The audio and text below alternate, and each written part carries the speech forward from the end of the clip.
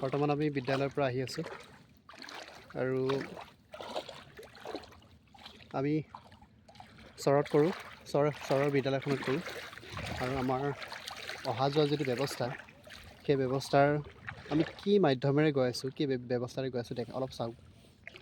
তথাপিও আমাৰ দৰমহা কিন্তু কৰ্তন কৰিছে। আমাৰ লাহৰীঘাট খণ্ডৰ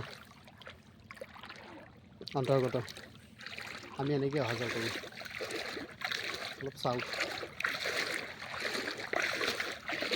কি পৰিস্থিতিত আমি প্ৰায় কঁকালতকৈ ওপৰত বৰ্তমান পানী আছে আৰু আমি তেনেকৈ অহা যোৱা কৰি আছোঁ। ইফালে আমি পেণ্টটো পিন্ধিব নোৱাৰোঁৱেই, গতিকে হাফ পেণ্ট আৰু বা গামোচাৰ জৰিয়তে আমি ইয়াত অহা যোৱা কৰিব পাৰোঁ। আৰু বৰ্তমান ইয়াত নদীৰ পানীৰ যিটো সোঁতৰ মাজে মাজে আমি আহি আছোঁ। বৰ্তমান পানীৰ মাজত আমি এতিয়া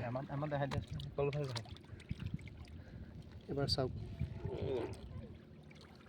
ইফালে হাতত চেণ্ডেল, ছাতি, ইয়াৰ ওপৰত আকৌ গামোচা, পিঠিত আকৌ বেগ, তাৰ মাজেৰে আমি অহা যোৱা কৰি আছোঁ।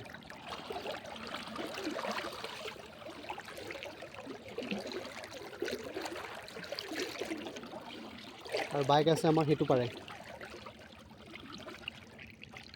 বাইকখনটো দিব নোৱাৰোঁৱেই, গতিকে নদীৰ ইপাৰে আমি থৈ দিওঁ বাইকখন। কি পৰিৱেশ অলপ